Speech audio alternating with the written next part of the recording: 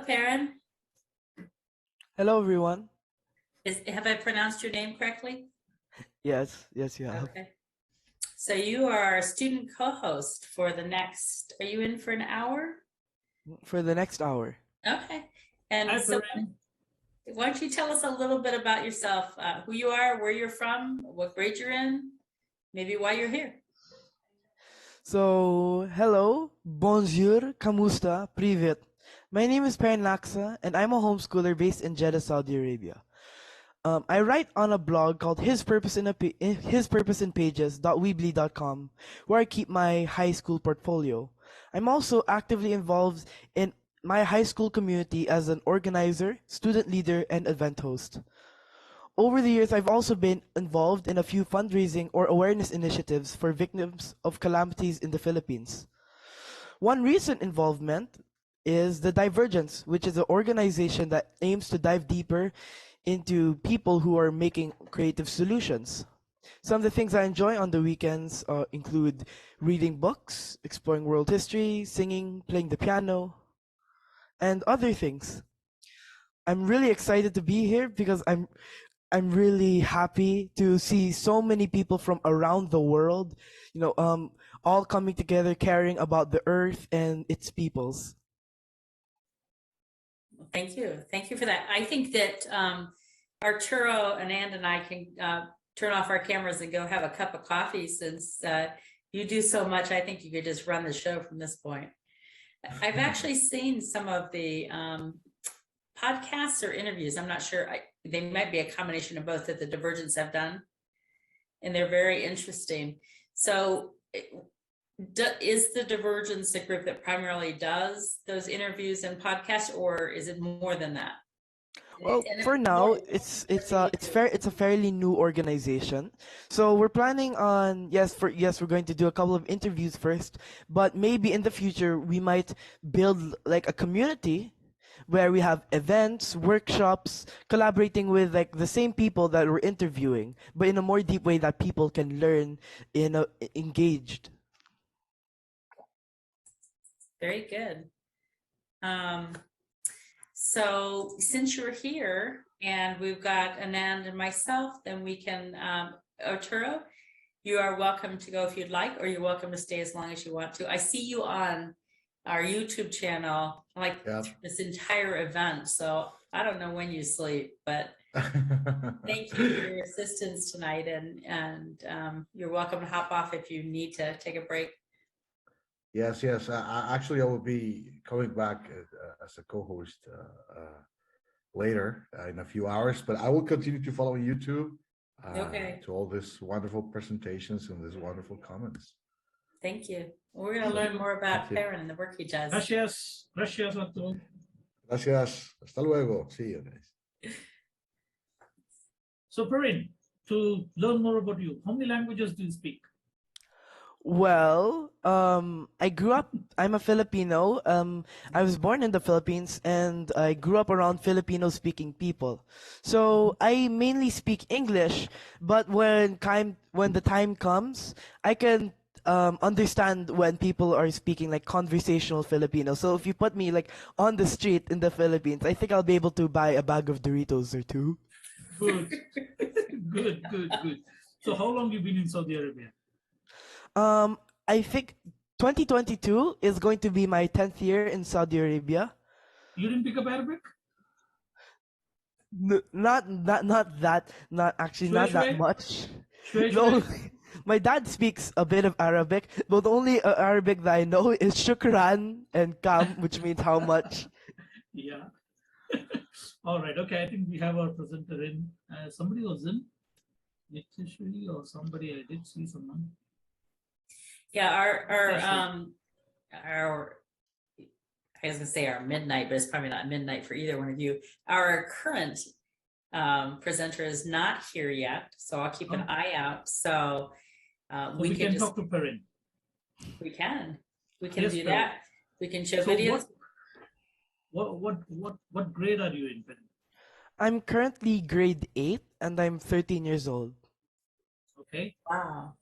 I would not have guessed grade 8. I would have thought somewhere around 10 or 11 at this point.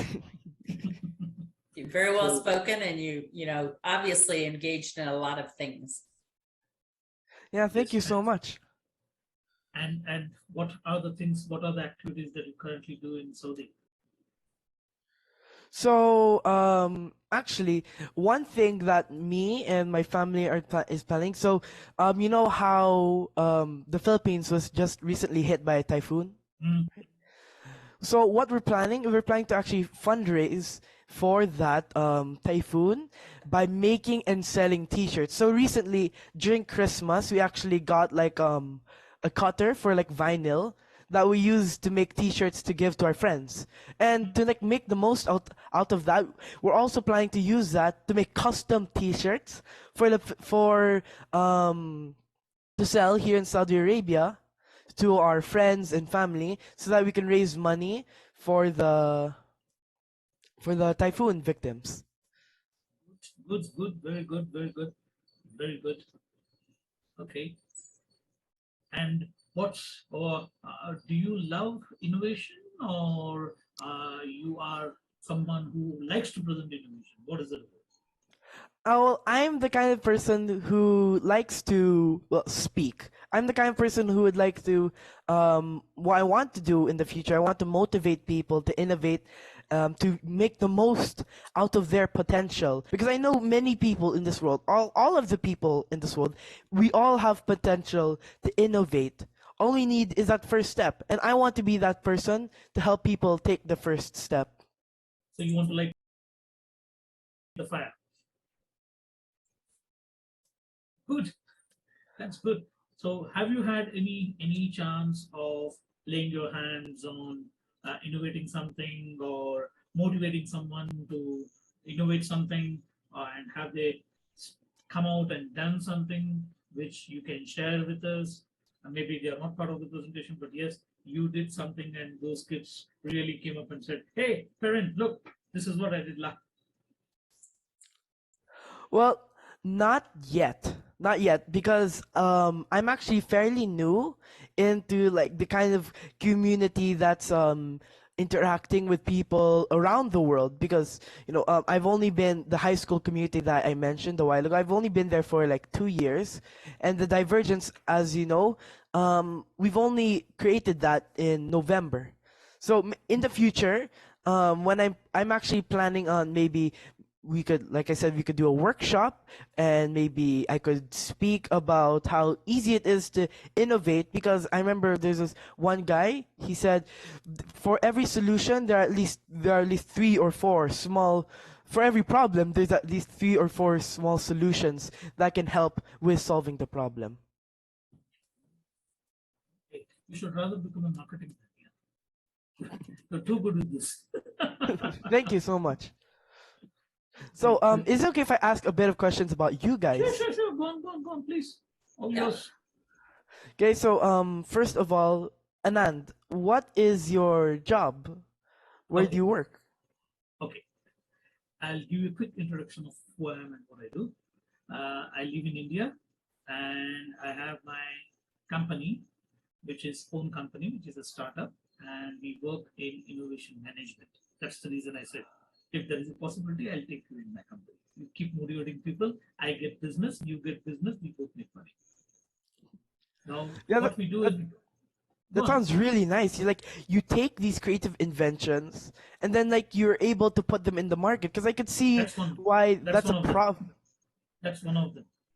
What we do is we talk to people, and like the way you want to light the spark for people to invent, we go to people and tell them, give us your problems. And when they say they give us the problems, we sit on their problems and get all the sparked minds and ask them to start working on solutions.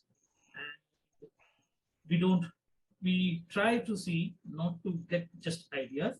We want people to work on solutions which can be implemented and which also creates an impact. And when these solutions comes to us, they are then taken to market, and we generate revenue out of it, and the inventor gets the revenue, and we get a share of the revenue, and that's what we do. Well, that sounds amazing. How you you make all these ideas like a process, and then Yes. you're even able to get these ideas to the market.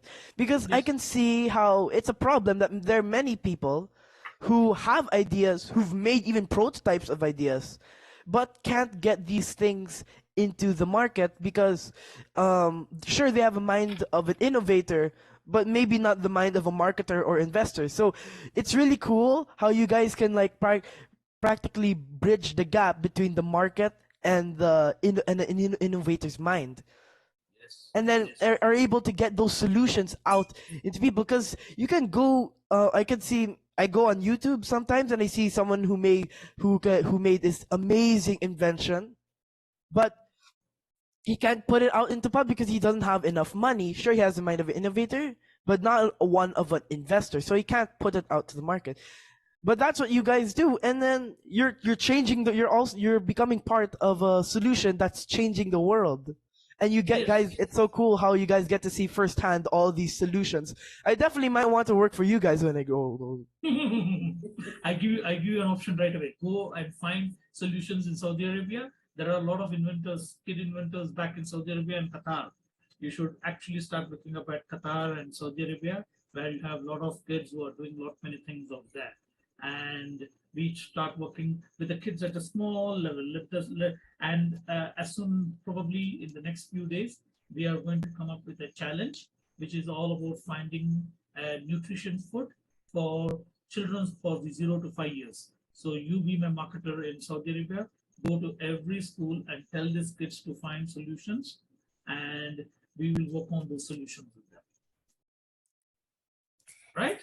I'd like to add that not only do innovators sometimes not know how to take their idea to market, there are organizations out there that they have to be careful of, because there are a lot of other companies that will say they can help them. They'll accept their money and maybe they don't help them the way they should help them. So it's, they can try to do things on themselves. They can try to source this company on them by themselves, but it's tough out there. You got to find a company that's honest and good and has your best interests in mind and wants to make money right alongside you, not instead of you. So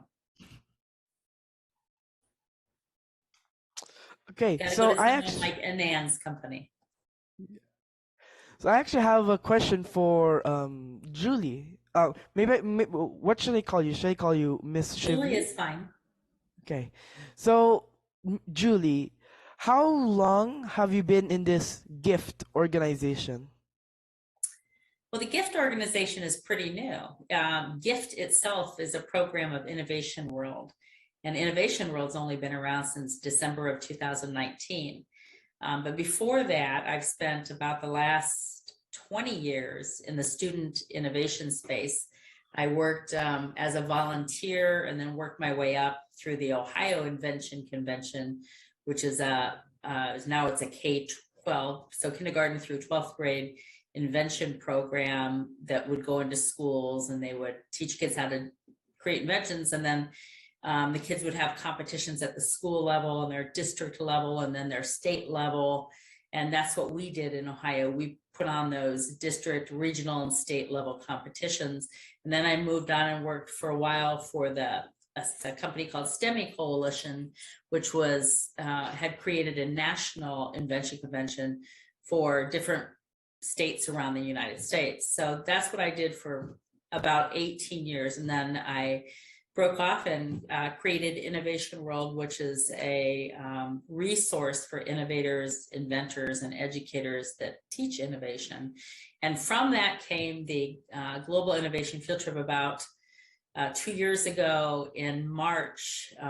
Jake Mendelson and I were talking about this idea to do a 24-hour celebration of young innovators because COVID was closing everything down. So now the kids didn't have anywhere to go show their inventions they had worked on all year at school. Everything was being canceled, and we wanted to make that happen. At first, we thought, very limited. We were thinking about the United States, but by the time we had filled up that very first event, which happened in May of 2020, there were 15 countries involved. which was really cool. We thought that was fantastic. And now we're up to, I think 40, as of today, 49 countries have participated in GIFT. We've had somewhere around 872 presentations and 540 presenters all together. And it's just kind of snowballed into this really good, organically grown platform for youth. I mean, I'll be very happy the day that I'm not sitting here, I'm at the other side on YouTube watching, and it's the Perrins of the world that are hosting and running the whole thing. And it's all run by kids, by student innovators, and it's all featuring student innovators. And then we will have accomplished our task, I think. Wow. With all the That's not very experience, old.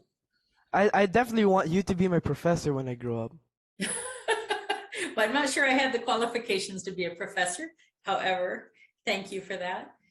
I mean, 20 years in the innovation, more than 20 years in the innovation industry. I'm thinking to myself, I think that's pretty much enough qualifications already. Because I'm only 13, and you've been in the innovation industry 7 years longer than I've been alive. Can you imagine that? Not feeling very young today. Thank you very much. Man, And Perrin, on top of that, you don't look or speak like someone who's 13. You actually Yes. speak like someone. And in fact, today is my 62nd birthday. I Happy made it that birthday. long. Where's the party? Everyone's asleep. It's 12:14 a.m. here, so the party is not happening. But Maybe you can say that this gift event is the party, a party it of is. I innovation. spent my 61st birthday on gift as well. Good. And people say, Yes. why are you doing it? Like, well, what else? I mean, you know, at 60, in your 60s, you don't have parties anymore. You just kind of like hope that, you know, the numbers are wrong. But yeah, I've been in it. I know people that have been in it far longer than I have. It's one of those things that once you start, I mean, what I used to do, I used to manage call centers. That's what I did. I was one of the people that managed the last call center I managed. I had like 250 people reporting under me. And if you don't know what a call center is, it's a big place that everyone's answering the phones, trying to help people do things. And when I left, not too long afterwards, I started volunteering for the Invention convention. So I totally switched roles, and I will never go back to that type of work again, because, you know, this is so fulfilling to see the impact it has on students, not GIFT necessarily, but GIFT's just part of that. But helping to promote innovation for students is just, it's the most fulfilling thing I've ever done. And I absolutely love it. If I'm feeling down or, you know, just feel like I don't have energy to do something, I watch these students and it just brings everything back to life. And it gives me a lot of hope. I mean, there's so much negativity out there, political, news-wise, all over the place. And then you get on here and you think, you know, as long as we keep helping these students and empowering them, we're going to be fine. So that's why we keep doing it. We all want to be fine. Not fine, but great. We all Yes, want to yes. be great. So it's already 8:16. I just want to check in. Are any of the presenters here? Nope, the presenter that we were waiting for was not here. I'm sorry, my eye keeps watering. I think I got something in it. And then I'm gonna let you. Yeah, go. I'm gonna go fix my eye and I'll be back in a minute. Yep, me and Perrin will enjoy a little bit. So Perrin, let's talk of something that's currently the trend in Saudi Arabia, because I used to live in Kuwait, and I used to Saudi Arabia, Kuwait, not much of a difference between both the places. One is a small one is a big brother. So that's the only difference between both of them. But you live in Jeddah, right? Or in Riyadh? Meaning that I'm a Jedi. You are a Jedi. I'm a Jedi. I have the Force. You're the Force. Okay, fine. So I'm Luke. I'm Darth Vader. All right. Okay. So what's happening currently in Saudi Arabia? What's the new thing that's happening out there? Well, something that I've been really excited about, you know, I keep on getting these ads about this, is that Saudi Arabia is currently opening up its gates. I mean, it has been doing so, but it's really opening its gates up to tourists, to other countries, in the same way that Dubai is doing it, in the same way that the UAE is doing it. It's I remember before that they allowed women to drive. They gave more rights to women. They're really opening up. They're planning to build cities and become another hub of innovative technology. And that's what I really love about Saudi Arabia, because it keeps its citizens from becoming look, how do I say this? The government keeps its citizens from becoming chaotic, but then it's still able to manage to have new people coming in, and just being able to imagine seeing people from all races, black, white, brown like me, or blue or red colored people just walking and innovating in Saudi Arabia. But that's just amazing, because for the past couple of years, I mean, in the early years when I was alive, women weren't allowed to drive. And Saudi Arabia kind of was Saudi Arabia kind of was a bit was a bit more secluded. It had highly favored Saudi people only, but now they're very innovative. And I think it's because of the new generation change. There are new people coming in and being like, hey, you know what? I think we should change for the better, not necessarily doing away with all our traditions and beliefs, but changing in a way that fits the entire world in as well, being inclusive. And that's what I really love. Do you have any Saudi kids as your friends? I don't think I do have any like pure Saudi friends right now, but then I remember seeing on the street before there's these couple of kids playing. One was Saudi, and then the other had like white skin, like Julie over here, white skin and red hair. So that's what made me happy, because I see the people of different races acting as if and treating each other like they're one same species, like we should. We should treat others like they're one same species, not different races, as if, for example, you, because you have darker skin, you're a different entire species. We are the same person, we have the same brains, and we have the same potential to do amazing things. Yes, you're right. And are people still having to wear compulsory the hijab, or no, it's open that people can go free around? Well, yeah, I could still see women wearing hijabs to the point they cover their eyes, but it's also but the foreigners, the locals fine, but the foreigners, are they also required to wear it? When you're formal, I believe you do wear a hijab, but also if you there's a certain dress code where you can dress not in hijab, but as long as you're not wearing like something super skin tight, something a bit loose, you know what I mean? Especially if you're a woman, something a bit loose, not skin tight. Because there was this time where my mom and my family, we went off family trip, and my mom didn't have to wear like a hijab, an abaya. Actually, I remember the hijab's a phase. My mom usually wears abaya.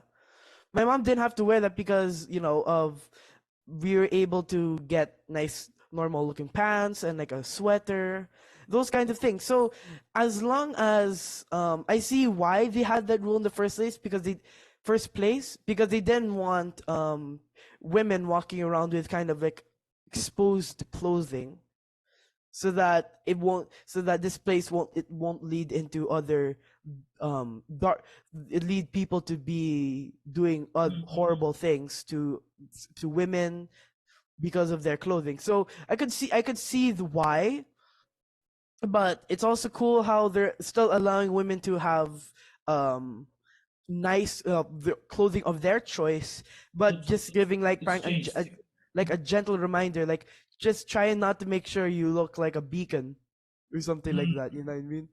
Good. No, because I remember earlier days it was quite very strict. very strict. I think the new prince is the one who's bringing in a lot of changes. So he's been doing a lot of new things for the Saudis and even for the foreign nationals who are all living and being part of the Saudi system, the ecosystem that's there. And yes, Perrin, what we would also like you to take. What is it that you wish to take away from this gift program? What is it that you look forward from this gift, and what you want to share back to the community that you are back in Saudi? What is it that you'd like to do? Well, I want to be able to share that your current financial situation, your skin color, your or country of origin, anything. If you're blind, if you're deaf, if you can't walk, nothing should restrict you emotionally and mentally from being able to innovate. Because even people who are considered special, like people who have ADHD or autism, though I don't believe I want to be a special education teacher when I grew up. So I don't believe that those people are dumb or not smart. I just believe those people see the world in a whole different way than we do. Like how deaf people can't hear, blind people can't see. I don't think there should be any difference when you talk to an autistic person who says he has an imaginary friend. Having an imaginary friend could mean that is a possibility that the person's super smart. Because personally, people with ADHD, they just see the world different than we do. Nothing more than an opinion that someone has, a worldview that someone has. So it shouldn't be considered that they were born without the opportunity to innovate because of their situation. But instead, we should consider that they will be able to do that. We shouldn't. The more we point fingers at them and say that they can't do this, they can't do that, the more they won't be able to do this and do that. Because a lot of the reason why we can't do anything is in up here. So I believe that by encouraging people in the up here, you'll be able to get anyone to innovate. So I have a question for you that's on a totally different topic, I think. If you're, even though I'm in the innovation space and have been for a long time, my real heart is an innovation that solves social issues or social deficits, maybe. When I look at the United States, I see some of those largest ones are homelessness and hunger. And I wonder what you see in your countries if you had a magic wand and could create programs to help some of the social issues. What would those top 2 or 3 issues be? So yes, I would try to fix homelessness. I'd 100% always want to fix homelessness and hunger, but maybe a third one could be making programs that change the way people dispose of waste. Because what saddens me is sometimes I see a plastic bottle littered on the road, a juice box, or a bag of Doritos. So what saddens me is that people don't really care about disposing of those things properly. So maybe a third thing that I would like to do is create engaging programs that will make people innovate ways to use that plastic waste instead of just throwing it out into the trash can and expecting you'll never see it again. Because trust me, 50 years in the future, when there's a giant landslide of trash in your face, you will see that same water bottle again. Yeah. Yes, you will. But how do you motivate people to do that? I think I was probably 40 years old when I did my first volunteer work. And, maybe volunteerism is more prevalent now. I'm not sure. And now I volunteer for a lot of different things. And my mom was a volunteer. So I had volunteer role model in my family. But how do you make it important to other people? Because there's a lot of people that wouldn't consider spending their time to do something like that. Well, a lot of the problems I believe that are caused in social things is communication. One word, just communication. The proper wording of sentences, the tonality, the phrasing, your tone, a lot of it is very important in communication because you say something wrong, you don't pause long enough. For example, let's eat, comma, grandma, or let's eat grandma. You see how important pausing just like 1 millisecond more is to avoid confusion, and then your brother starts getting the dinner plate. You know what I mean? That's why I think proper communication is key. That's always going to be my belief, that proper communication is key. Also, teaching people, encouraging people how to communicate in a way that encourages someone to get to do something about their lives instead of pointing fingers. Because if all we do is use our mouths to just point fingers at those who are homeless, saying just buy a house, which is 100% not helpful, maybe we can say something that will encourage them to think. Or maybe you can even just we could give them a job application, because the words we say can hurt more than our own hands. Sure, we can. With homelessness, the words I hear a lot from people are, go get a job. Well, it's such a complicated issue. You can't just go out and get a job. It doesn't work that way. You need to present yourself in a certain way to get a job, and you can't always do that. You have to have an address sometimes to be able to get a job, and you don't have one. So it's more complicated than somebody just doesn't want to work and therefore they're homeless. So I get what you're saying. And I see so much, like, it's a problem in society that I want to be fixed. That when you go into poverty, you're practically in a constant, very hard to get out of loop of being in poverty. Because to get a job, you have to look like the job is like worthy of you. If you think about it, you have to show up in a suit and tie. You have to show up with pants, leather shoes if you want to get the job. But it's something, like you said, that homeless people can access. So job and employers won't give jobs to people who kind of have like a rugged clothing. So that's a problem. People say they go get work, but they can't get work because of their situation, and they can't improve their situation because they don't have money, which they get from work. So I think it's hopefully in the future we'll be able to find creative solution.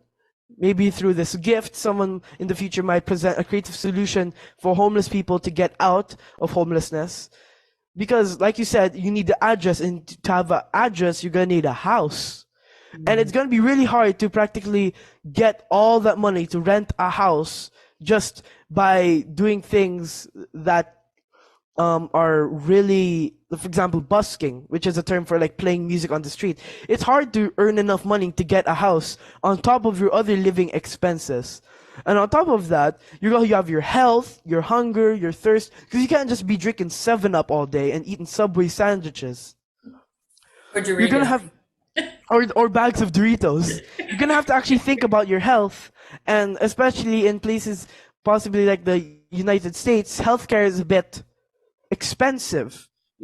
Like someone got charged. I remember hearing before that someone had an ambulance, and then they put a bandage on the person and then charged them $5,000 for it. So that's really a problem, that healthcare not only is kind of getting expensive. Okay, healthcare is expensive. Earning money, like from begging and busking, is just purely out of people's generosity, which is starting to become rarer in your average normal day walker, person who walks on the sidewalk. On top of that, you need a house, you need good clothing, you need clean face, you need to not smell like a trash can. There's so many requirements even to getting to that first step. And I believe that offering your hand to reaching out your hand to someone homeless, for you, just letting a homeless person sleep in your house may seem like maybe I'll just have to clean up my house a bit later. For you, your life doesn't really change that much. So an encouragement I want to say is, if you see someone homeless on the street, most of the time it's not because they're addicted to alcohol or drugs or anything like that. It's because they got caught in a situation, and giving anything you have is really going to be very big for them, because taking that first step, getting a job, to be able to affording a house and getting good health care, and then be able to eat good food, that's going to be very hard. So anything you do will be able to be very helpful. Yep. So that's really interesting. And I'm curious as to whether you have a particular social issue where you live that we didn't already talk about. So if there's one in India, I think he took his ears out because he's busy. I can't hear you. Oh, you're muted, Anand. Sorry. I was trying to reach some of the presenters. No, that's okay. I knew you were, but then I saw you looked up for a minute, so I thought you were back. I was just wondering if there was a social issue in India that we haven't covered already that's different than, hunger or homelessness. Hunger and homelessness are very much part of this society too. Maybe you will find a lot of homeless people around. It's sad, and different parts of the country has got different sets of problems. Now, especially when you go down to the north part of India, the problems currently in northern part of India is that one is weather condition is extremely cold at this moment, and homeless people are having a lot of problem. But there are good Smartians who are helping these kind of people. They provide with a lot of warm clothes, they provide them with food, they take care that death rate is down, because I think a couple of years back the death rate was very high for these homeless people. It was a problem which if the government didn't step in, but the community did its effort, and they created a lot of welfare organizations, and they brought in a lot of warm clothes, food, to ensure that at least during these winter months, people don't suffer. Likewise, and yes, job prospects again for them is also a big issue. Like what Julie said, what is the address that you're going to give? That's again. So they invariably land up doing like a daily wages, like the daily labor rates. They do some odd jobs just to ensure that their stomach is fed. There are a lot of other organizations also which has come up from different communities, because India has got so many different religions. So there are communities who have set up social organizations where they provide them with free food, free shelter, where they can stay for the night, and their basic needs are taken care of. So yes, the challenges are more or less the same. Probably the intensity would be different. When you look at places like Bronx in New York, and situation here is no much different. It's more or less the same. Yeah. Yes. Very sad. I really don't know what's going on. I think most part of the country, what happens is that 14th, 15th, and 16th of January every year, this is called as an Harvest Festival, and it is called also it's the Harvest Festival, and it is also the time when the sun moves from the southern hemisphere to the northern hemisphere, and that's a very big event in most part of the country, and everybody is celebrating under different names and everything. So I think everybody is gone off to the celebratory mode, or they're down with COVID. That's one more thing that's there. So we have absolutely no idea what's going on. Yeah, it's unusual to have this many students in a row. Oh, they must say that you might have something there on the festival, because more of our missing presentations have been from India than anywhere today. Yes, So yes. it could have something to do with that. But Perrin, I appreciate the conversation anyway, and enjoy listening to you particularly. You know, some of the greatest learning I've done in the last probably 10 or 15 years is when I've been with my youngest son or my niece, and just getting a perspective of somebody much younger than myself. It's always been interesting, always helps enlighten me. I feel like I'm one of these people that I want to continue to grow and be more accepting and more generous and more open to things. We're not all older people are quite like that. Some people are very set in their ways. And so I count on young people to help me keep me there and keep me reflecting back on stuff that otherwise I might have just be following the crowd on. So thank you for all of that. And thanks for your patience, since none of our guests have been here for the last 45 minutes. I appreciate it. But I do think that these social issues that we're talking about can be solved. And I think they're a lot easier to solve. I don't think they're hard to solve. Let me put it that way. I just think that maybe it is the communication or lack of communication. I mean, I see hundreds and hundreds of hotel rooms, especially even during with COVID, that have space. The hotels themselves could set up space, and you know, the efficiency kind of hotels that actually have kitchens and stuff inside them that could, you know, what if they just had 2 rooms and that's 2 families that get to live there? And if every hotel system did that, but it's convincing people that to give up the money in a world where I think a lot of people have learned or feel that money is the most important thing. And I think it's a hard sell to them, but it's an easy solution. It's just a hard sell to some people. Maybe the same way. I mean, I think we have more complicated problems with hunger, because you know have you heard the term food desert? Yes, I have. Yeah, so I mean, there are a lot of food deserts here. I don't know about where you live, but you know, in the inner cities, there's no markets to go to. There's, you know, there is fast food, which is, you know, obviously not good for you. But there aren't a lot of healthy markets available for good priced food. And so I think it gets a little bit more complicated with food than with housing, because there's nowhere you don't see. The only place I don't see hotels and structures that could be used like a hotel are out in the farmlands, and that's not typically where you find homeless people anyway. They're closer to the city. Because like homeless people, I mean, there's no homeless. The reason why there's less homeless people in the farmland is because it's kind of more straightforward to get work in the country. Because number one, I don't think a normal farmer, would mind if you kind of look sweaty, because they're used to being sweaty, you know, working hard to feed our populations.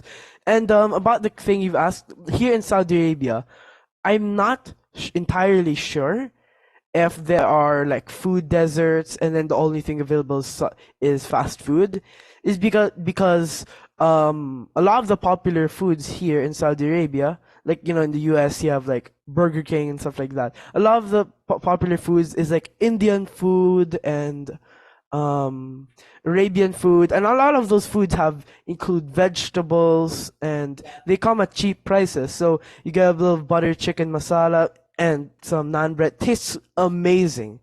Personally, I don't think I'll ever be able to get over the fact that my top 1 comfort food is shawarma.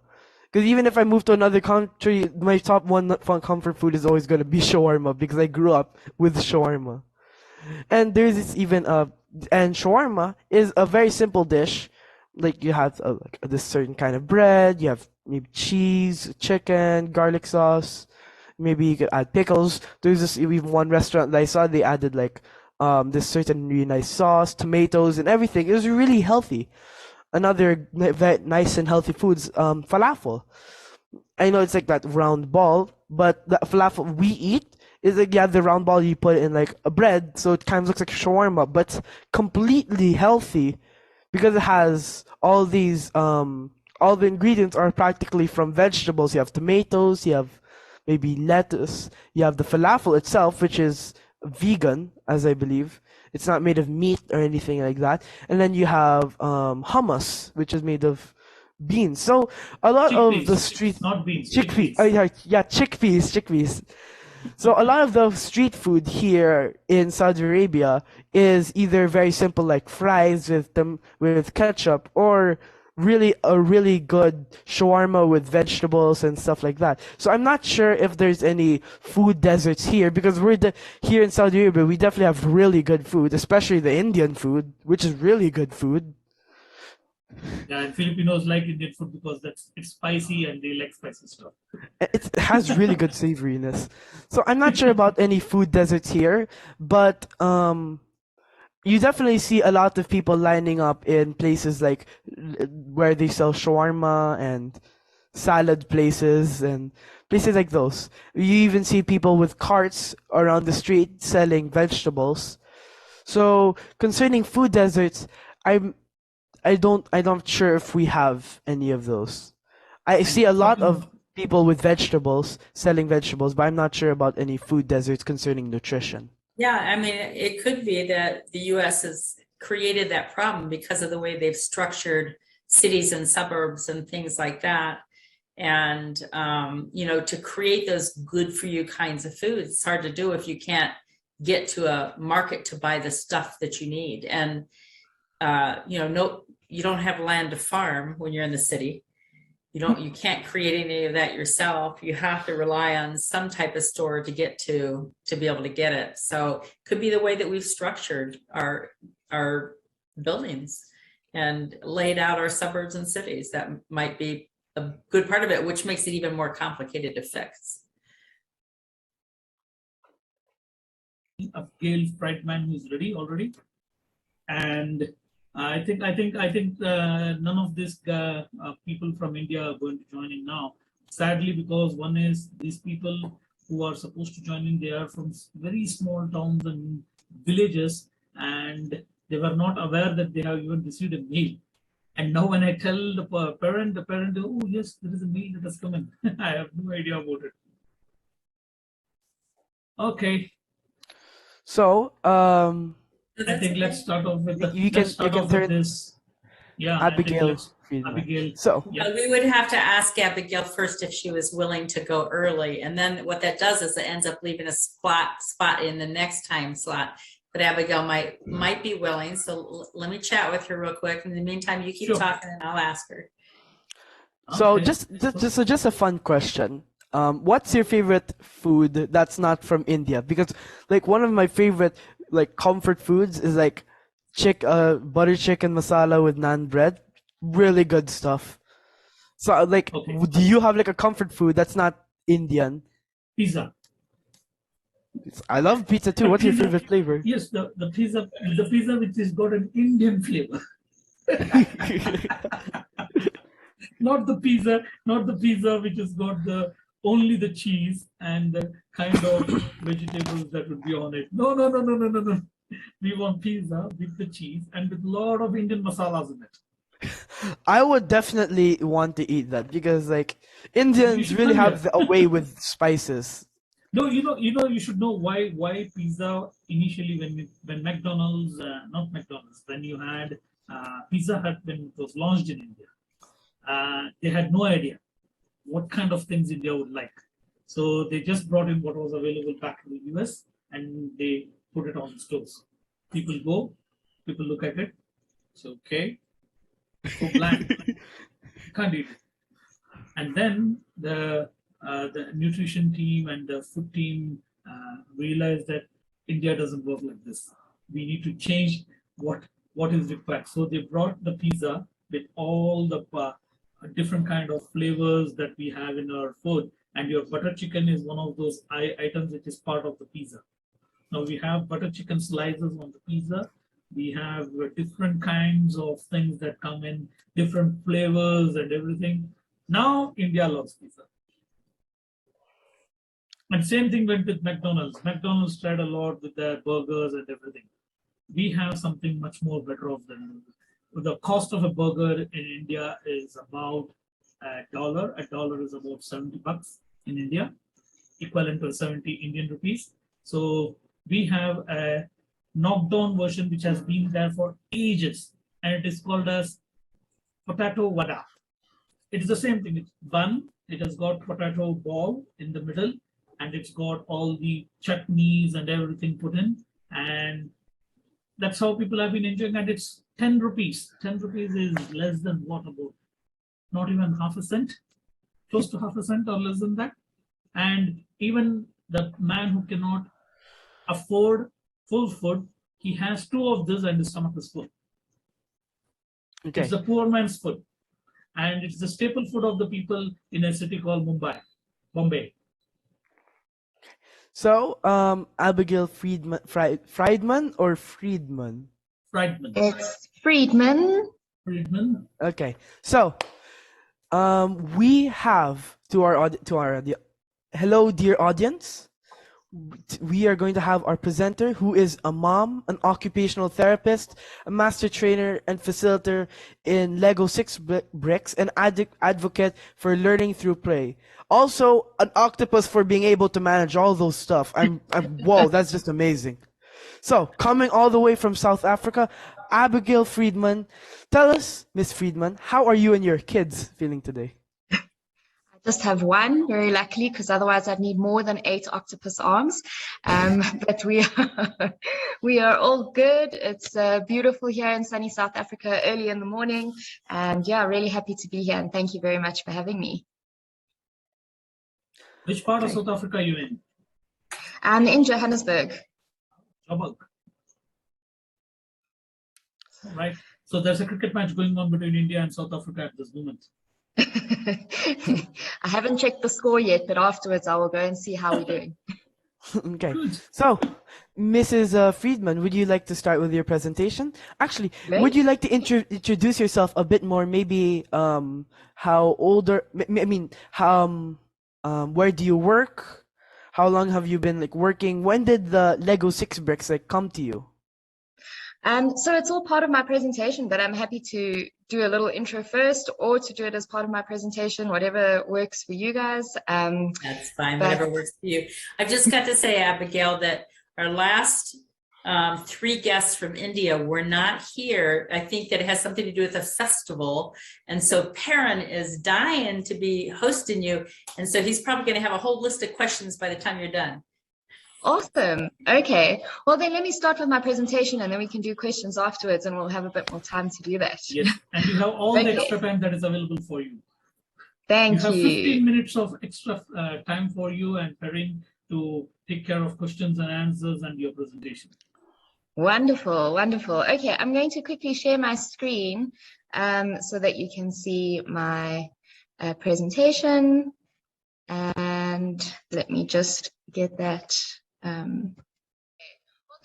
There we go. Can you see everything? Perfect. And I want you to just take a moment just to listen to this clip. And I want you to see what you can hear.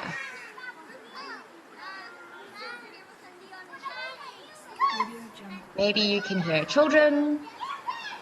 Maybe it sounds like children are playing. Maybe it sounds noisy. Maybe it reminds you of joy and happiness. Okay. And maybe you're going to hear some laughing. So I want to say that when I hear this sound, what I hear is children learning. And I'm really excited to be here today and to have the opportunity to talk to you about the importance of play, as well as a concept called 6 bricks. So here's the answers that you were asking, Perrin, about a little bit more about myself. I am an occupational therapist, as you said. I began my journey of becoming a learning through play advocate by working in the field of mental health. And I worked for quite a while, for quite a few years in the area of mental health, working both with adults and adolescents. And I thoroughly enjoyed it, but wanted to try my hand at something else and moved into the field of working with children, working with pediatrics. And I moved to a school where I opened my own practice, and I saw children who had different barriers to learning, and I assisted them in figuring out what was going on and helping them to kind of overcome those barriers. And I ran my practice at my school for over 13 years. And during that time, I also trained to become a sensory integration specialist. And I also came across a friend and colleague who started a company called Y Toys. And she really was and is extremely passionate about bringing emergent technology to children at an early age. And so we came up with this concept of using 3D printing to build children's or to introduce children to emergent technology, but also to try and help build skills for the future. So we called it future-proofing our kids. And I started helping her to develop content for the platform that she uses. And lo and behold, we ended up doing a lot of stuff around the tools that children need to play, and that's toys. And so we looked at toys, and specifically the right kinds of toys to build certain skills. And so these all brought me to this idea of becoming a learning through play advocate. And then a very exciting thing happened is that during this journey, I came across an organization called Care for Education, and they run a program called 6 Bricks. And I'd come across it as part of my pediatric, looking for things to do in my practice and how I can bring more skills to the therapy that I was doing. And I came across 6 Bricks, and I was completely blown away and very excited by what they were doing. And I was very fortunate at the beginning of 2019 to be asked to join the organization. And it's been an incredible year so far, and I'm looking forward to the year ahead with that. But I want to say that the biggest influence for me in terms of becoming a learning through play advocate is this little guy, my 9-year-old. And I know that it's very cliche to say that our children inspire us and they're the ones who teach us the most lessons, but it's really true. I have a very feisty, competent go-getter of a little 9-year-old, and he's definitely not an in-the-box thinker or definitely not an in-the-box personality type child. And the biggest journey for me with him has been figuring out what kind of school is going to work for him and what kind of education do I want him to have. And so he's really had a huge influence on my ideas of learning and my ideas of what school should be. So I'm here today to talk to you about 6 Bricks, and just quickly a little bit about Care for Education. They are a non-profit organization based here in Johannesburg, and our founder, Brent Hutchison, he came up with the concept of 6 Bricks.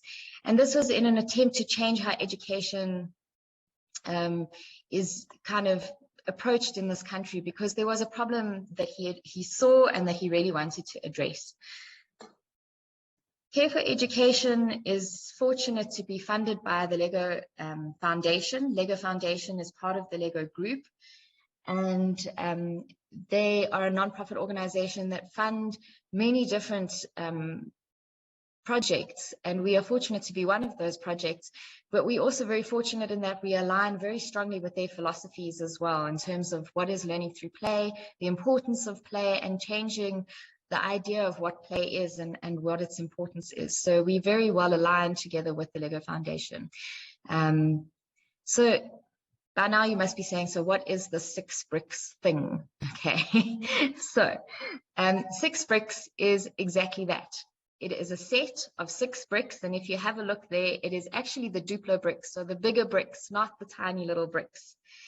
And they are set colors. We have primary colors, secondary colors, and differentiated colors. You can see they're dark and light blue. And we obviously our target audience when we started this project was early childhood development and foundation phase. But you're going to see when I speak a little bit later that it's gone far beyond just that age group. So it is a set of 6 bricks, 6 Duplo bricks. And the aim of the 6 bricks was for us to meet this need in our education system in South Africa. We focused particularly on early childhood development, and the activities were designed to help support learning in large classrooms with under-resourced environments and overworked teachers, because that's a big problem that we have here in South Africa. The activities were also designed to help build skills that are lacking in our education system as a result of this large numbers and resources and teachers. And so the other things that we tried to look at was we wanted activities that would allow children to be able to make mistakes, to try again, to learn from them. So we wanted activities that provided iterations. We wanted activities that encouraged children to not just work in the concrete and think about the concrete, but to build skills from the concrete to the abstract, and to then take that to out-of-the-box thinking and innovative thinking, all the while learning how to problem solve and think creatively. So 6 bricks is a set of manipulatives that can be held in the hand. They can be built, destroyed, rebuilt, reimagined, and recreated. They're easy to use as quick activities, but they can also be used as longer activities. They can be scaled up and down to meet the needs of each individual child. And the simplicity of the activities and their multiple applications, not just in education, but beyond, has caused 6 bricks to become a sensation all over the world. The activities engage skills like problem solving, creative thinking, collaboration, self-control and inhibitory control, working memory, cognitive flexibility, and many, many other skills. Quick 6 bricks activities can be used to help children grasp new concepts, offer distractions, get focus and attention, and revitalize tired children. And they can build on individual developmental skills like physical and cognitive skills, but they also encourage the skills required to collaborate, like language development, social interaction, and many more. So normally in our online training, each participant would have a set of bricks and we would be doing activities together. But seeing as you don't have your own set of bricks, I've tried to do some activities with you during this training that don't require the bricks. And so you'll forgive me that we're not engaging in a hands-on way together. So I want you to have a look at the next picture, and I want you to see if you can remember, without writing anything down, and without doing anything, I want to see if you can remember the sequence of bricks that I'm going to show you. Are you ready? Here it comes. Okay, so just have a look at the stack. Don't write anything down, no cheating. Just see if you can remember the order that the colors are in, and we're going to come back to it a bit later in our presentation. Okay, that was enough time. So K for Education was looking for these solutions for an education system that is very much stuck in the past. And 6 bricks came about as a solution that can ensure not only quality in education, but also a solution for building skills for innovation and for the future. And it's one of our goals to try and help those in education reimagine learning. And this is why it all came about, because I think some of us will definitely relate to these classrooms from yesteryear and what they used to look like. We all worked in black and white as well. And so this is what our classrooms used to look like many years ago. The sad reality and the sad truth of it is that actually today, many of our classrooms look exactly the same. And if we just have a little bit of a comparison, we can see there. Our desks are still sitting in rows. We've still got our work right in front of us. Teachers still right in front of the class. And so nothing much has changed in terms of how classrooms are set up. But something really fundamental has changed. And that is this: access to information.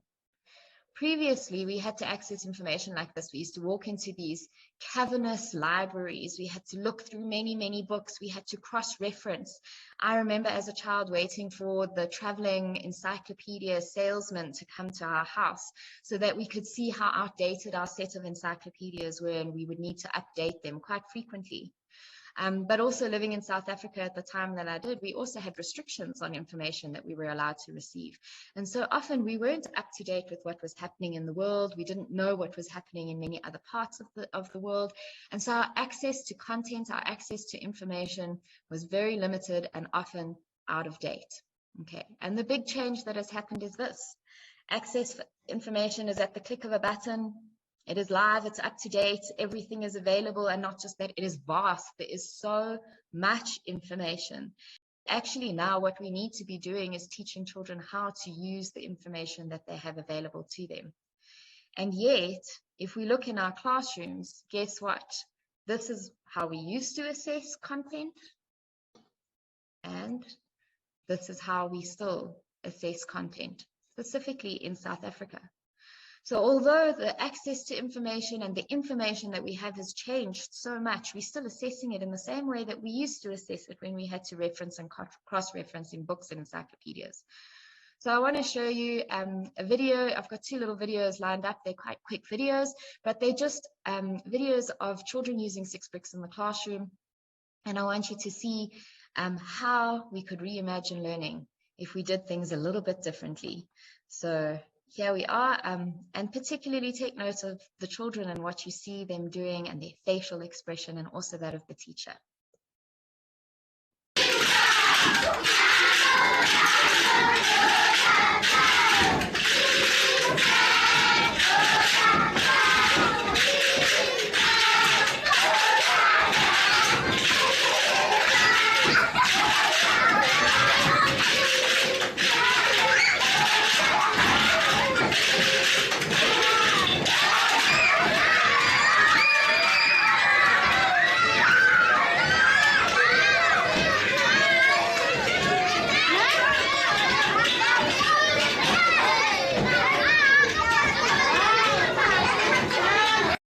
So if we just compare the sound of that teacher in the classroom to the first little sound clip that I played for you of those children playing on the playground, it sounds quite similar, doesn't it? Children playing on the playground and then these children learning in their classroom. Just a beautiful sound.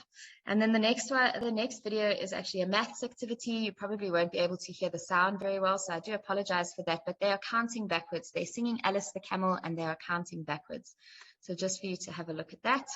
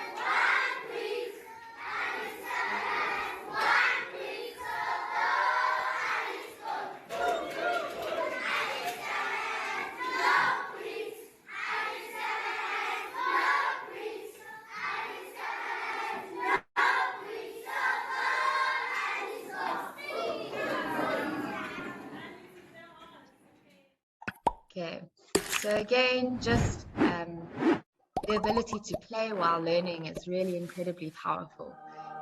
And we use the we use the manipulatives just to help reinforce concepts and to bring it more, make it more playful, but also you could see with the counting, we've taken one away each time. It makes it so concrete and hands-on, just a beautiful way of learning. So here's another game for you. I want you to have a look at the picture I'm going to show you on the next slide, and I want you to guess what it is. I've built it with my 6 bricks. So I want you to have a look and see, what do you think it could be? Maybe you think it's a dog. Maybe you think it's a dinosaur. Maybe a tank. Oh, a digger, one of those excavation diggers. Maybe it looks like a duck.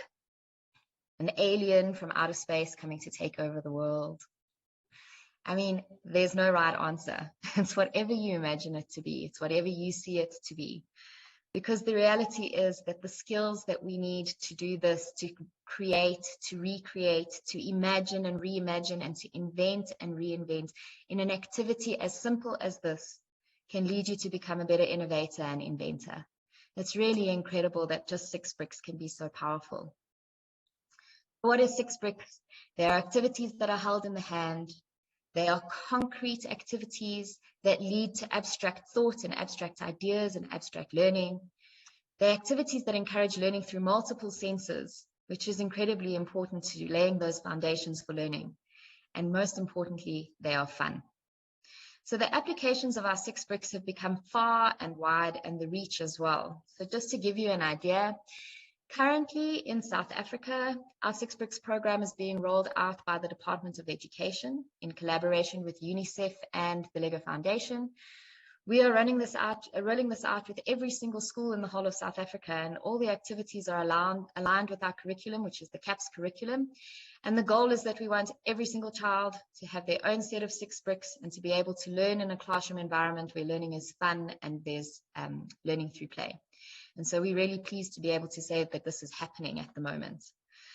At the same time, we're also training many schools for learners with special needs. We find that the activities really lend themselves very well, especially in how we can scale them.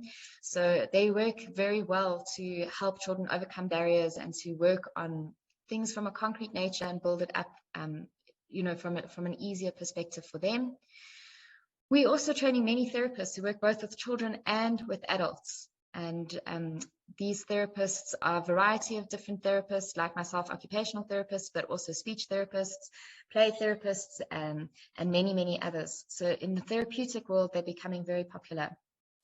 We have a huge international following as well, where the 6 bricks concept is being applied in business, social work, working with the aged, coding and robotics, self-awareness and self-reflection, management, and many, many, many, many other applications. So we really are international, and the applications, while we started off looking at early childhood development and primary school learners, it's really blown up far more than that. So what I want you to do now is we're going to do another activity, and I just want you to grab anything that you have in front of you, any object that you can fit in your hand. And I want you to grab that object and I want you to squeeze it really tight and close your eyes for me. And I just want you to hold that object. And while you're holding that object with your eyes closed, I want you to feel it. What does it feel like? Is it smooth or is it rough? Is it hard or is it soft? Can you feel where you're squeezing it in your hand? There's a little bit of heat happening. Maybe you're starting to feel a bit uncomfortable if it's something hard and it's digging into you. Maybe those sharp corners are kind of giving you a little bit more sensation in one part of your hand. Okay. I wonder if you can feel any shapes. Can you feel anything round? Anything square? Maybe something triangular? I want to challenge you to see if you can feel any 3D shapes. Maybe a sphere, a cube, a cylinder. Okay. And then I want you to open your eyes and I want you to look at the object. Now, does the look of the object match what it felt like? So if you felt that it was rough, is the color dull or is it shiny, and does it match with feeling smooth? When you look at the color, is there anything else in the room that you can see that might match the color of the object that you're holding in your hand? Maybe there is, maybe there isn't. Can you think of anything that's the same color in your bedroom? Can you think of anything that's the same color in nature? Or maybe you can think of something that's a similar color that you can eat and that's really delicious.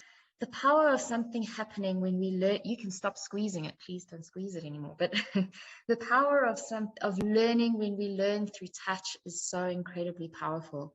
Our brains are activated, the neural pathways in our brains are activated, and learning becomes incredibly powerful. So if you're asking why we use manipulatives, this experience that you've just gone through now is why we use manipulatives. So we use manipulatives because they are crucial to the development of perceptual motor skills, perceptual being the information we obtain from our environment and motor being that of movement. When we use our brain and our body together, then perceptual motor activities occur and we can accomplish amazing things. Perceptual motor activities build neural pathways that are necessary for the development of numeracy and literacy skills. and they form an incredibly strong base to support academic learning. Why then do we use 6 bricks? Why not 7, 8, 9, 10? Why only 6? Well, this is why. If we lay 4 bricks next to each other like this, they measure 25.5 centimeters. A child's field of vision, where they feel comfortable working, and even your own, yours is a little bit wider if you're an adult, but if you're a child, it fits in to 20 to 22 centimeters. And it's where we feel comfortable working. It's where we have the best vision, the most focus, and it makes us feel incredibly comfortable. But what research has shown is that we need to get children to work outside of that field of vision. And in order to do that, we need to do it within 5 steps.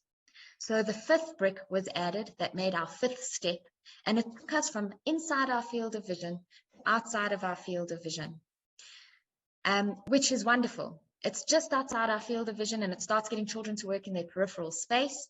And peripheral work is very important. Not only does it build spatial concepts, spatial awareness, and spatial skills, but it also starts making children understand that there's an abstract. And so it starts building up on those abstract concepts and the idea that abstract exists. And so very, very important to work outside of our field of vision. But we were left with one problem.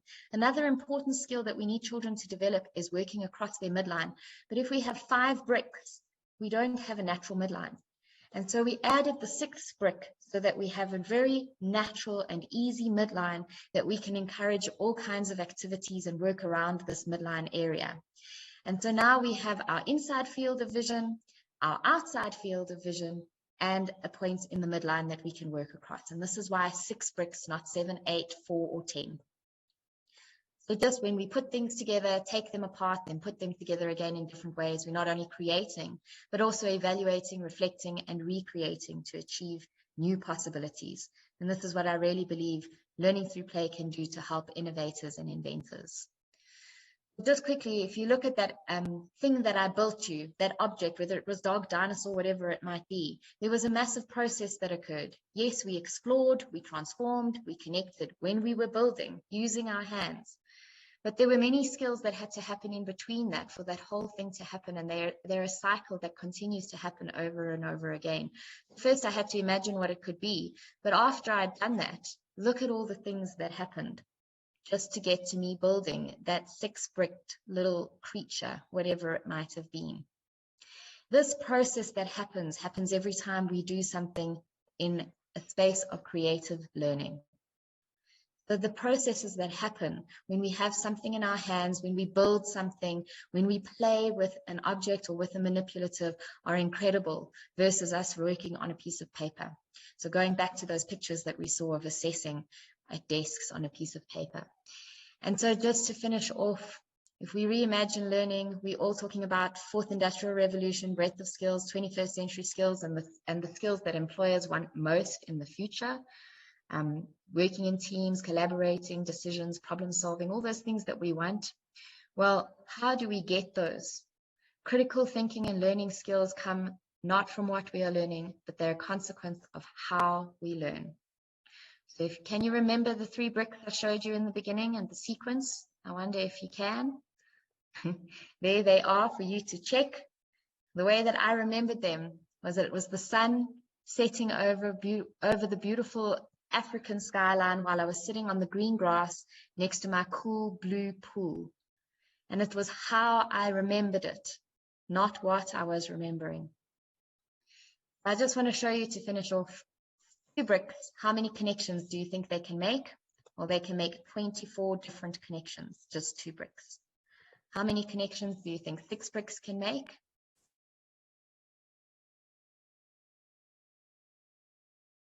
Over 915 million different connections. So when we're working, and I promise this has been tried and tested and researched, so you're welcome to go and test it yourself, but I promise it's a true number. So if we think that only 6 bricks is limiting in what it can do, we are very wrong. Thank you very much. Please go and check out our 6 bricks app as well as our website. All our resources on our website are offered for free, so please download them, use them, play with them, and enjoy them. And we'd love some feedback from you as well as to what you think. And also, if you'd like to check out our 3D printing company, that is Y Toys, you are more than welcome to go and check that out as well at ytoys.com. Thank you very much. Okay, wow, that was that was amazing. Thank you. So I have a couple of questions Yes. for you. Okay, so first off, my first question is, when was your first encounter with Lego? Since you mentioned you had a child, when was your first encounter with Lego? So I have always been a big fan of Lego. So my first encounter of Lego was not even when I had a child, but I remember building Lego myself as a child. And I still have Lego sets from when I was a child, which I have been able to pass on to my son.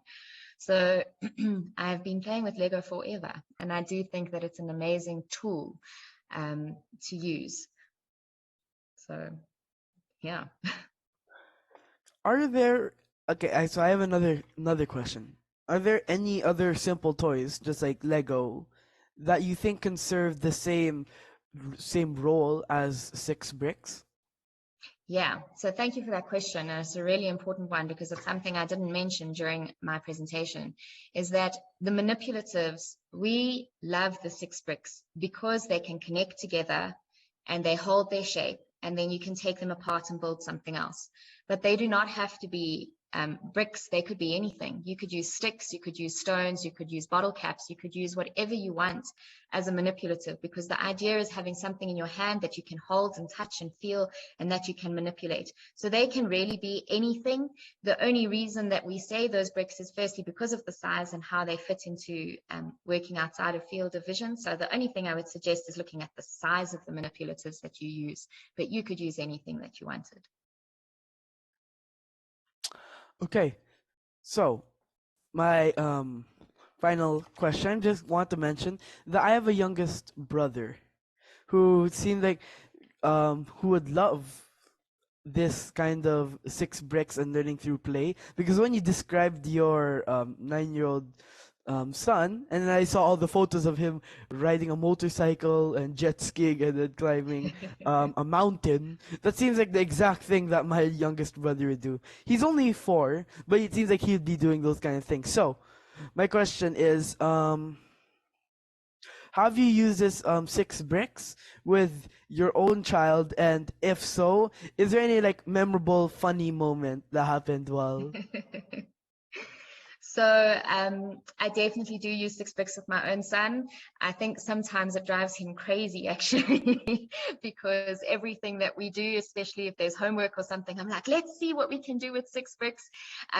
So I think that it's definitely something that you can use. I adapt it to all his homework activities, but I think the memorable things and the memorable moments have been the times when actually I've stepped back and just let him come up with his own ideas and his own activities, and how powerful that has been. Is that I think sometimes we need to take a moment to just let children do the work of children, and that is play. They are incredibly clever and incredibly intuitive, and they know exactly what they need to do in order to learn. That he has, again, been my biggest teacher. Step back sometimes and just let me figure it out on my own. Yeah.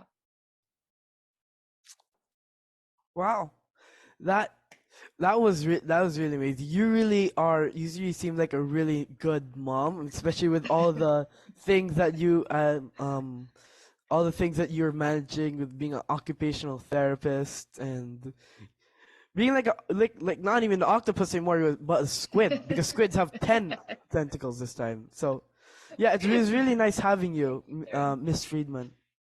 Thank you very much. And thank you to everybody for listening. I really appreciate your time and what you guys are doing. It's really incredible.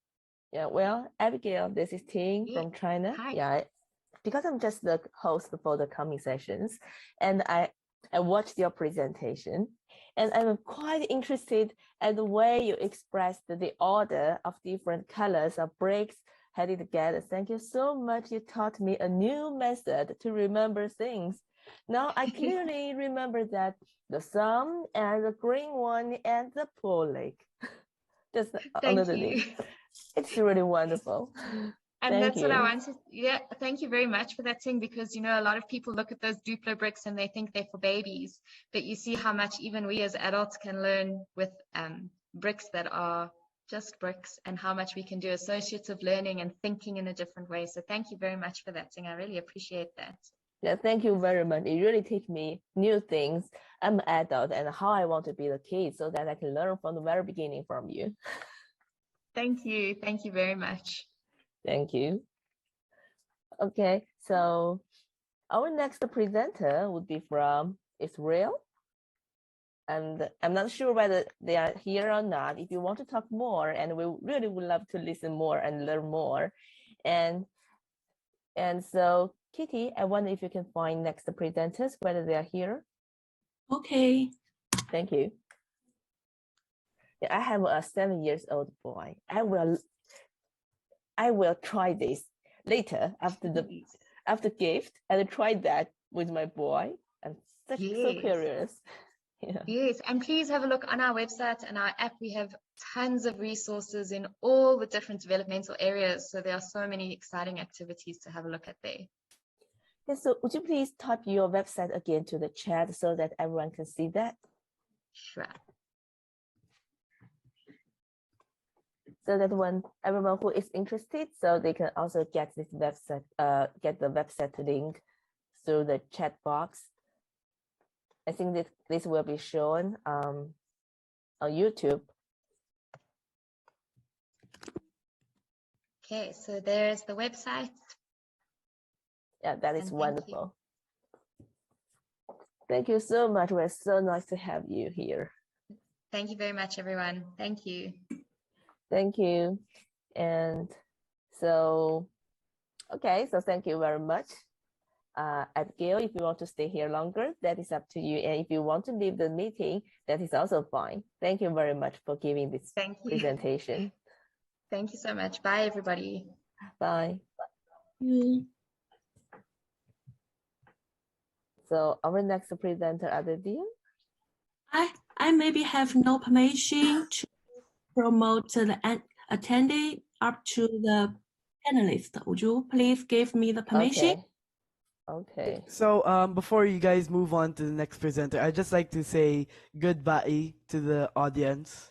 So it'd be really nice. I'm gonna keep on watching you guys co-host to the next presenters, and I would just like to say goodbye. It was really nice talking to you, Anand, and if when I can, I'll try to pick a slice of butter masala pizza. For that, you have to come down to India. Yeah. And Perrin, if you want to co-host with us, we would really love to have you. So don't be so hurry to get offline, and we will miss you so much. We just meet you in 1 or 2 minutes. We really would love to work with you more if you like to.